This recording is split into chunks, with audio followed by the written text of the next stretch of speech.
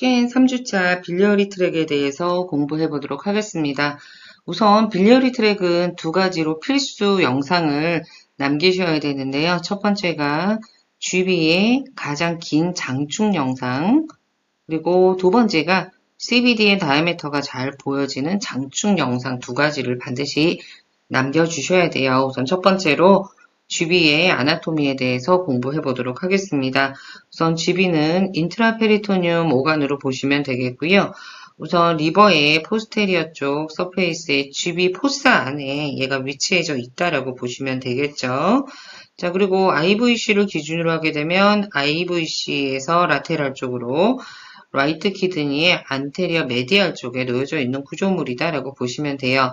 자, 우리 GB 없을 때 GB 랜드마크 있었고 리버 시간에 리버의 라이트 로브과 랩트 로브를 나눠주는 구조물이 있었죠. 메인 로바 피셔를 기준으로 해서 보게 되면 메인 로바 피셔의 인피리어, 포스테리어 쪽에 놓여져 있는 게 GB의 로케이션이다라고 보시면 되겠습니다.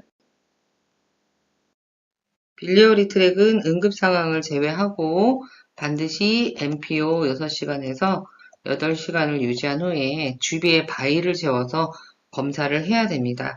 우선은 바일이 다 채워지게 되면 서양 배 모양처럼 관찰이 되고요. 지금 1번에 있는 영상에서처럼 크게 세 가지 파트로 분류를 합니다. 넥 포션, 바디, 혼두스의 포션으로 분류를 하게 되고요.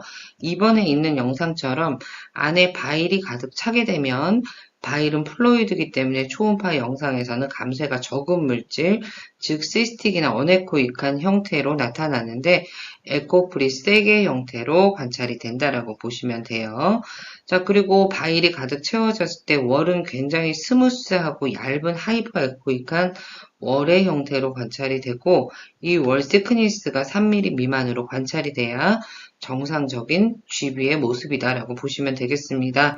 리버를 기준으로 해서 보게 되면 리버의 인피리어 메디알 쪽에 놓여져 있는 구조물로 관찰이 된다라고 보시면 되겠습니다. GB를 세 가지 포션으로 구분한 영상을 한 번 더 공부해 보도록 하겠습니다. 왜냐하면 GB를 가장 길게 장축으로 잡은 영상에서는 혼두스, 바디, 넥 포션이 반드시 포함되게 영상을 잡아주셔야 되고요.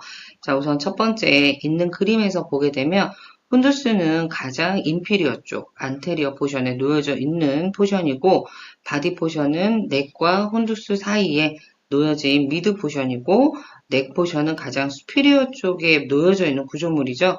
자, 이 영상을 초음파 영상으로 장축 영상으로 잡게 되면 롱지투디널 영상이 되겠죠.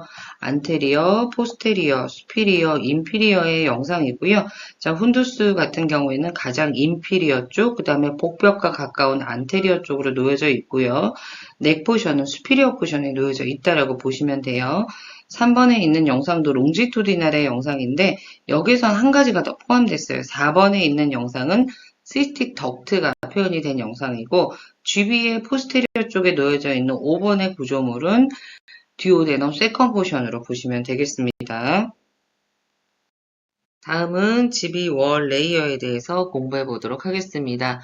GB 월의 레이어는 기본적으로 제일 바깥쪽에 세로사, 중앙에 머슬, 제일 안쪽에 뮤코사 3개의 레이어로 구성이 되어 있고요.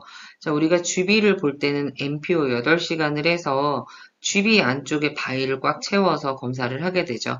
그러면 지금 보시는 초음파 영상처럼 GB는 팽창을 할 거고 이 월은 한 개의 얇은 하이퍼 에코익한 월로 관찰이 된다라고 보시면 돼요. 하지만 내가 식사를 해서 바일이 싹 빠지게 되면 지금 이 보시는 초음파 영상처럼 3개의 월 레이어가 정확하게 감별된다라고 보시면 돼요. 우선 제일 밝은 건 세로사고요. 중앙에 껴져 있는 머슬 레이어는 하이포, 또 뮤코사는 하이퍼하게 퐁당퐁당으로 관찰이 되게 되고요. GB의 사이즈도 콜랍스돼서 관찰된다라고 보시면 돼요. 그래서 식후 담낭과 MPO 했을 때의 담낭의 월 레이어는 다르게 관찰된다라고 보시면 되겠습니다.